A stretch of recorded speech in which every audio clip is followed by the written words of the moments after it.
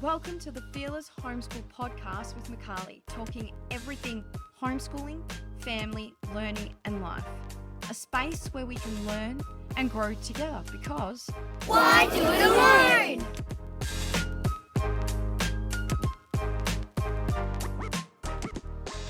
Hello and welcome to the Fearless Homeschool Podcast. I'm Macaulay. I'll be your host. I'm so excited to be starting this podcast, and I'm going to keep this intro short and sharp. You'll get to know a bit more about me and my family and our journey as we progress through the podcast. But for those who don't know me, here are the basics. My husband, Dave, and our two children, 11 and 8, are a homeschooling family from a small town on the surf coast of Victoria in Australia. We've been homeschooling for about 3.5 years.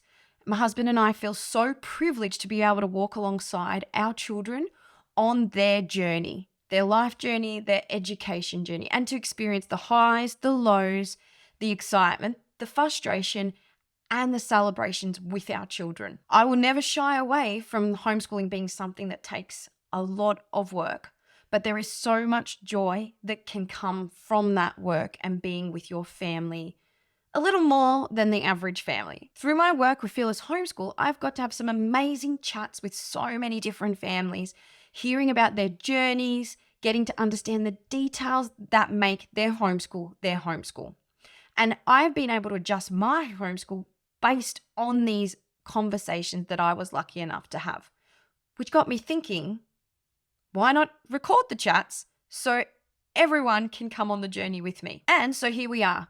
Hopefully, you can learn alongside me as we chat to some amazing homeschool families. This first season sees us talking to families about their approaches, styles, and philosophies they have used when they began their homeschooling journey and then all the way throughout. Were there changes? How did it look depending on the child's ages, what they were doing, were they traveling? I've asked these families to share the styles that inspired their homeschool, whether it be Charlotte Mason and Living Books, classical, unschooling, academic, Steiner. There are so many, the list goes on. Hopefully by the end of this season, we get a nice little understanding around the different approaches and styles out there that can support our homeschooling journey. So I think that's enough of an intro. So let's get started with our first official chat for the Fearless Homeschool podcast. And who better to start the journey with than the previous owner of Fearless Homeschool, Kelly Kotanidis. Kelly has nearly completed her homeschooling journey with all 5 of her children homeschooling from the beginning. Her and her family have spent many a years traveling, whether it be in Australia or overseas, and are now situated in a small farming town in New South Wales, with the youngest 2 still living at home.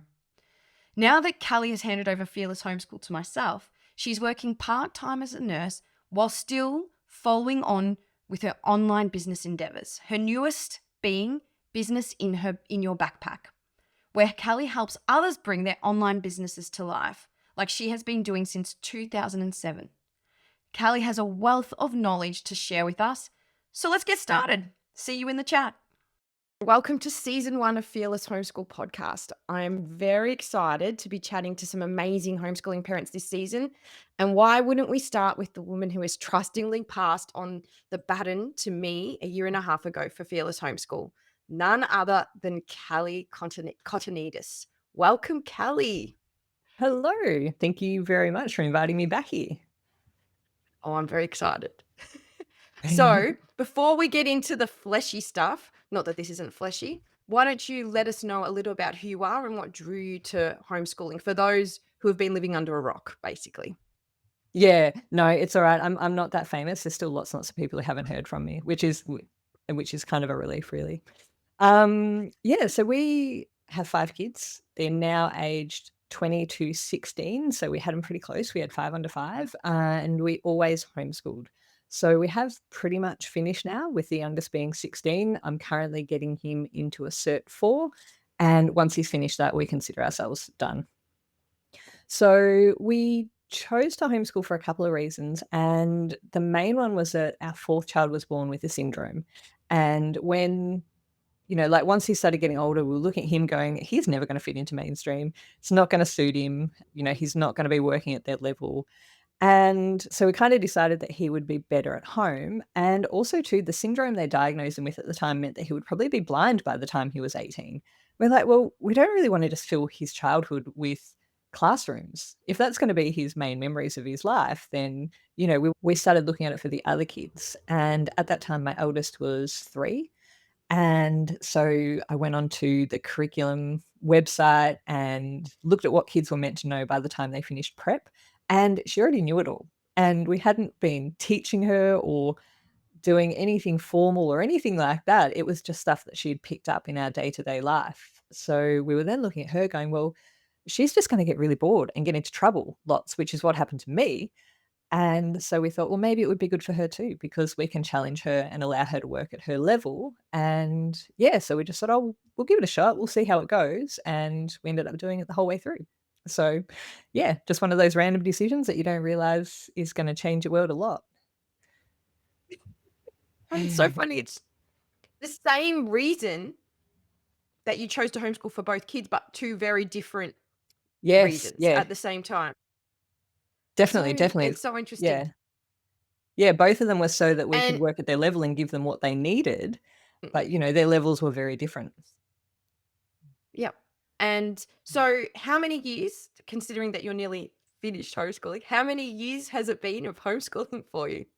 Well, my eldest was 3 when we decided to start. She turns 21 at the end of this month. So, you know, school age-wise, we've been going for what, say, 16 years? 16? 16 16 years. That years. feels really long now I say it. So long. Yeah, but realistically, more like 18, 19 years because that was when yeah, so about 18 years because that's when we actually decided to do it, and that's when we went, "Right, let's get into this and let's start learning about it and let's start." Because even though they're in preschool, we thought, well, we can start doing things with them now. And I think what's interesting, because there's a mix these days, and I think a bigger mix is that maybe listening to you today, your Mm. journey started intentionally quite young, whereas for a Yes. lot of us, it's a scramble because of it's sort of like you already Yep. foresaw what was going on, whereas some of us decided, oh, we'll Yes. stay blind for a little bit longer. Not that it was, Yep. intentionally, and then have had to scramble. So it's really, I think it's going to be really exciting listening to your answers to some of these questions and why you were drawn to what you were drawn to, because I know, knowing you, that you did a lot of research in understanding the different styles of Yep. homeschooling and all that sort of stuff. Yes. Yeah, And so definitely. I got very into yeah, that. which I benefit from having Yeah. taken over Fearless with all your research. What is the main philosophy or approaches that you were drawn to from the start?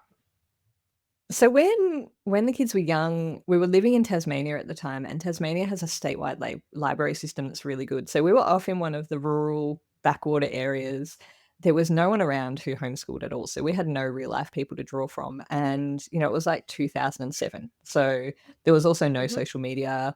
People had blogs, so and that was really good because back then they were more just talking about the day to day stuff that they did and so they were really, really helpful, but the main thing I did was just go to the Tasmanian Library and borrow every single book about homeschooling, and they had a lot because, Tasmania has that sort of undercurrent of crunchy hippie types, and yeah, I Yep. just read and read, and it was then, when we decided to homeschool, I just thought it would be school at home, so I thought it would be like 9 till 3 curriculum, workbooks, all that kind of stuff, and it wasn't until I started to read Mhm. about it, I went, oh, this is actually like we can do whatever we want and we can do all this really fun stuff and call it learning. And it just sort of blew my mind. And that's when I started to go, oh, this could actually be really fun and interesting for everyone, not just something we do because it's better for them, but it could actually be better for the whole family and give us a really fun life. So that was fun. I liked that. Yeah, so the first styles I was really into and when they were young, so I'll mostly talk about when they were young, is Charlotte Mason and classical. So that was what we were really into when they were young. And did you just, obviously, like you've said, it was a very different scenario to now with socials being thrown at you and everybody's opinions Yeah. being thrown at you. So how did you stumble upon them? I know, you read a lot of books, but what was it that inspired you to delve deeper into those two out of some of the other ones that were Yeah. around? And I know you're eclectic like most people, but what, Yeah. why did, how? Yeah. Well, I feel like it was better back then. Like I'm doing the old fuddy-duddy thing now where I'm going like, I think back to then and there was me and there was my pile of books and, I would sit around in the evening and, read these books that really got into things. Whereas now, you kind of you look on Instagram, you're getting hit with photos of all these people going like, "This is wonderful and my way is best," and other people saying, "No, my way is best." And Yep. yeah, I feel like having that time and space to really dig deep and think about it was actually a lot more beneficial overall. Like, I get a lot more overwhelmed now with the internet. Um, but unfortunately, most of the people who used to write books are now just on the internet, so, we don't get so many good ones. Um Yeah.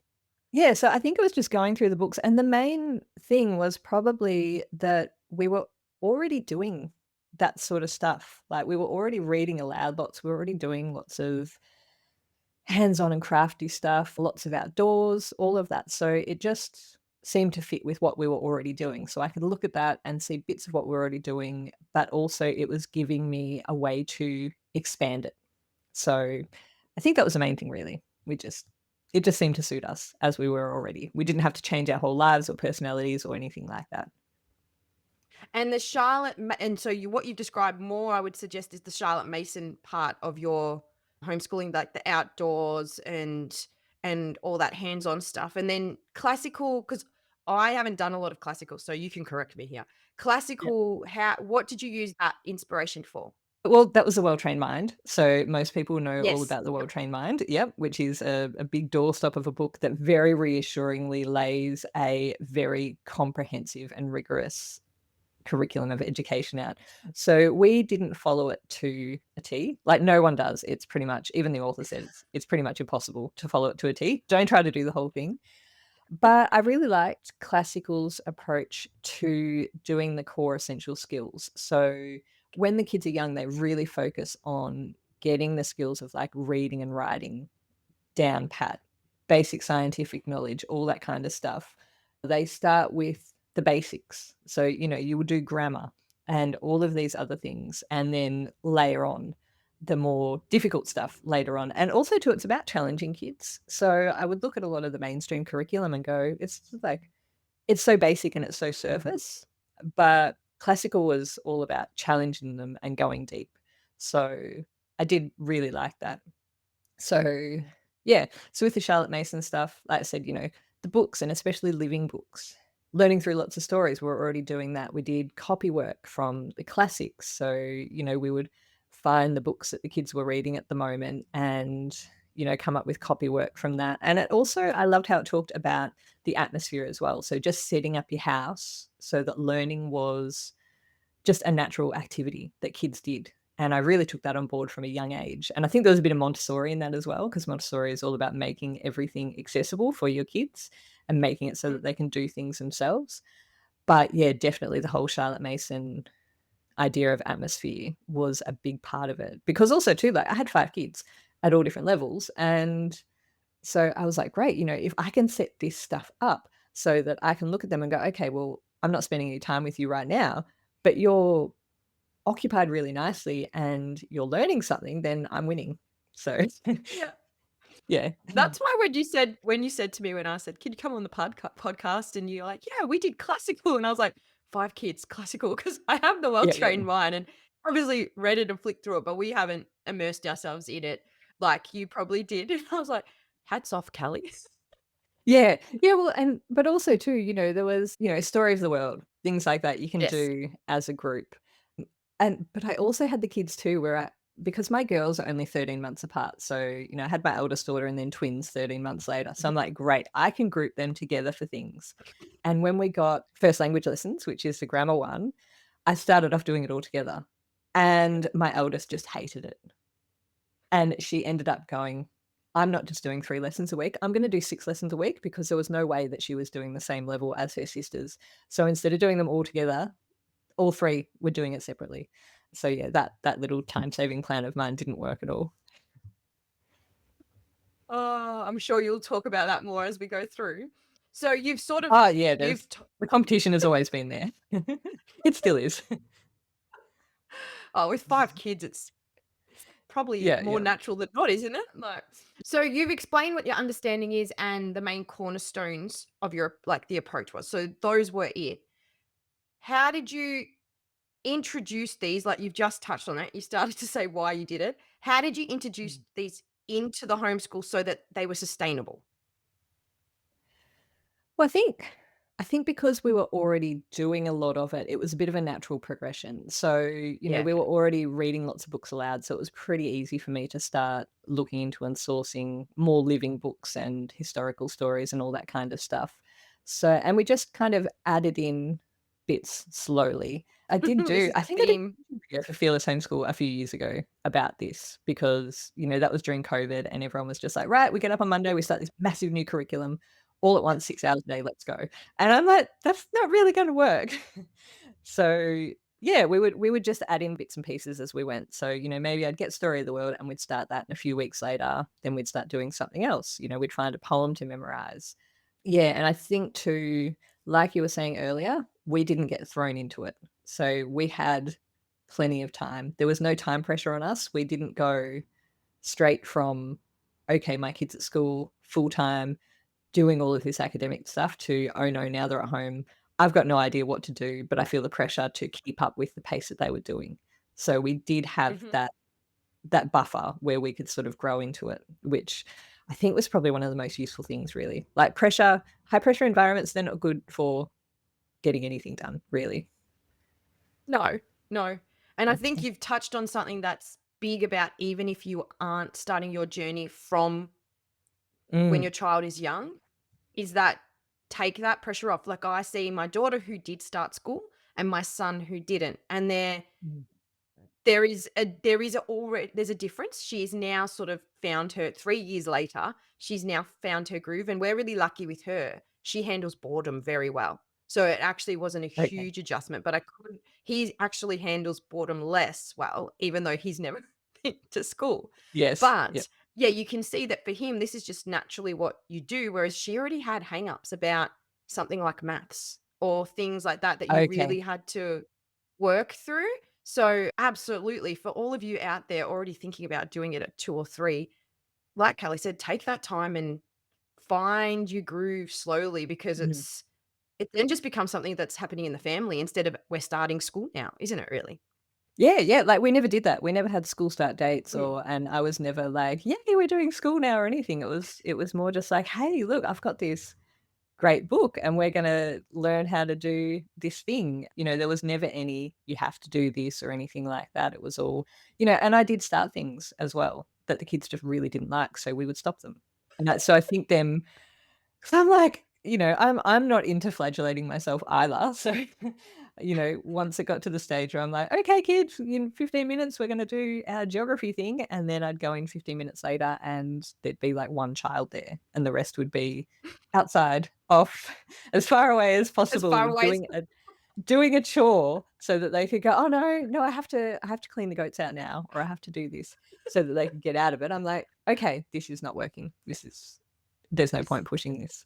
But yeah, like there's always time, like even if your kid has been to school and they've stopped, like I know school has that whole every day counts pressure, but Mhm, if the days are not, like if you're arguing constantly and your kids are avoiding stuff, then that day, like it counts negatively.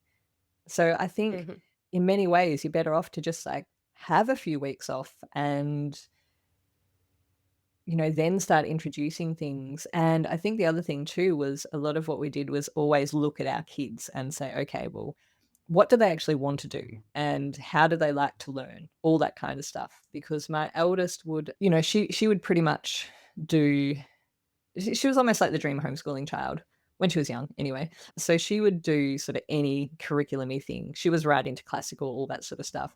But she always liked a lot of choice. So I would give her things and say, "Oh, would you like to do this or this or this?" And she would choose something.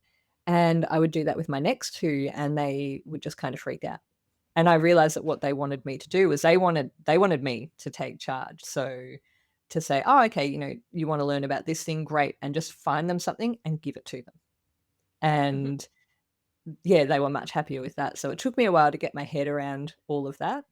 Um, and it was also based on the interests as well. So my twin girls would do, they did a lot more science, and it was all animal-based science because that's what they loved. Like, they were out bird watching, they had their farm animals, they loved animals. So that was, pretty much everything was based around that. Even when we were doing, like, classical sort of things, they'd always be like, "Well, what farm animals did they have in ancient Egypt?" Or what were the native animals in South America at that time? Things like that. So, yeah, it was also taking it out and just going, "Okay, well, how do I make this interesting for this child?" Yeah, and take that time to understand that child, right? Because they might Yes. not Yeah. understand themselves when they come out of school. That's what we found. It took a while for No. her to No. really know who she was. Yeah. Yeah, and When that whole question of what do you wanna do is really stressful for kids when they don't really know what the options are and they don't know what to say to make you happy, and yeah, so a lot of the time you do need to take over a bit, which doesn't mean Yep. bossing them around, but it means, really watching them and going, "Okay, well, how do they choose to spend their time? What do they light up about when they talk about?" Even if it's not something, because I would always get parents say to me stuff like, "Oh, what do I do? Like, my kid has no interests." And then the next sentence would be, "All they wanna do is play basketball." Or I'm like, "The basketball is the interest. Like, this is where you get into it." So, yeah. So obviously, a kid like that, you're not going to be able to hit them with like a full classical curriculum or anything like that. But, if you look at them and what they like and what they need, and you start to dig into that, that's when you can start to get them into learning as well. And once you do that and you show them that it's not scary or horrible and it can be quite fun, then you can expand into some of the other areas that they might not be keen on at the start. Once they start to trust you as well. And it's that respect, isn't it? It's respect Yeah. between here's the balance. Here's you're going to have plenty of time to do this, this, and this because you love it. And Yep. this is sort of how we negotiate. But for Yes. mum to be comfortable, we're going to do this literacy and numeracy each week Yep. because that makes sure, for me, that makes me think that I'm putting you out into the world Yeah. Yeah. literate and That's numerate, it. basically. Like, Yeah, and that's what um, we used to say to the kids too. It's like, well, these are essential skills. You're gonna need to learn how to read pretty well because you're gonna have to fill out forms, you have to read road signs when you drive. If you wanna go on and do any further study, you have to be able to read and understand what you're reading. Same with maths, like, you have to be able to at least manage your money, do the basics, and they always, I think too, because school throws a lot of unnecessary stuff at them. And, if no. you're anything like me as a kid, when I was a kid, I was always like, "Why am I learning this? How am I gonna use this?" And most of the time, the teachers must have hated me in lots of ways, and most of the time, the teachers would just go, "Oh, it doesn't matter, you just need it."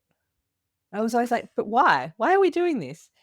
So if you can say that to your kids, like, if they say, "Why are we doing this?" And you go, "Well, you're gonna need this when you're an adult. You're gonna need to be able to write resumes and do all that sort of stuff." They're much more likely to go, "Oh, okay, so this is gonna be useful to me." Rather than just, "My mum's this horrible person who makes me do all this boring, pointless stuff." Yeah. Like, For like maybe 3 hours a week. yeah. Yeah, well, that's it. It doesn't take long either. Like, it doesn't wait till your kid's ready to cover all that stuff. It is so quick. So, I remember we used to get maths workbooks, like, just the ones you go to the newsagent and buy, and I remember Holly had, like, a grade 2 one when she was meant to be in grade 2, and we started this workbook off, and she was kinda struggling with it, and she wasn't really getting the concepts, and so we just put it away, and I think it was about 6 months later, we were gonna move house, and I came across this maths book and went, "Oh, hey, Hols, if you do this now, then we don't have to move it." And she pulled it out, and she did the whole thing in less than 2 weeks because her brain had gotten to the stage where she could understand it, she could do it, and she just flew through it. So that Yep. really made me look at it and go, "Okay, well, if we had a stuck with this 6 months ago, it would have been hard. She would have been thinking that she was no good at maths. It would have taken hours and hours of time." But we just waited until she caught up to that, and then she did it really easily and came out at the end going, "Yay, look at me. I can do a whole year's worth of maths in 2 weeks." So, yeah. definitely something to be said for waiting for that, you know. It's the same as And when you on see kids that, like, "Oh, my kid's 3 and they can't recognize all their letters yet." It's like, it doesn't matter. and They'll get there, you know, maybe it'll take until they're 6 or whatever else, but, you know, they'll get there. And if you wait until they get there, it's just much easier, much more enjoyable for everyone involved. for everybody. And Mm, I think there as well, my kids are both born at the end of the year. So if you okay. are homeschooling with your brain thinking they should be in this year level, right? Mm, At that age, the cognitive development that is happening in a year is huge. Like, so I had to yeah, sort of say to myself, don't even worry about that when I first came out. Do not even worry about that because really, like her birthday's December. So mm, there's kids in her grade that were cognitively a year ahead of her. That's huge. yeah, And so you can't just go, this is grade 1 work. We should be doing grade 1 work because not only is it an age thing, then kids even in that age are going to be spread out, even if they're born on the same day when they're mm, going to be ready to do stuff. So I think that's on us parents, isn't it? Just to pull yeah. back and realize it'll happen. It just maybe not on our timeline. Yeah, that's it, and asynchronous development as well. You know, you've got a kid Mhm. who might be doing, like, grade 4 English work, but is still trying to get their head around grade 1 maths, and that's completely normal as well. Okay. It doesn't mean they're ahead in English or behind in maths, that's just where they're up to at the moment, and that's one of the things that I probably Exactly. loved the most about homeschooling, was there was no labeling of those levels or so my kid with the syndrome, he's 18 now, but he doesn't think that he's a dummy. He never got put into, like, remedial reading or remedial maths or Mhm. anything like that, he's just like, "Oh, I read slower than other people, takes me a while to learn things," all that kind of stuff, and, yeah, his confidence is, like it's pretty robust, actually. When it comes to he's getting his learners at the moment, his confidence is maybe a little bit excessive in some areas, so we've probably done a pretty good job there. Well, that's I awesome. can't see Can we having that same result from school. No. Oh, Yeah. absolutely. Yeah, no. Yeah. Can we go back for a second? And you spoke about living books. So could you quickly explain, because obviously it was a very big part of your homeschooling when the Yes. kids were younger, what living books are for those that may not understand how they work? Okay, so it's, basically a book that is interesting. So a lot of the time it will talk about real life subjects. So it might be an autobiography or it might be a book about plants or another non-fiction topic, but it's written in a way that is actually interesting. So it's not just like, say for a young kid's book, it's not just here is a plant, here are the labels, here's how a plant works, because that's fairly boring.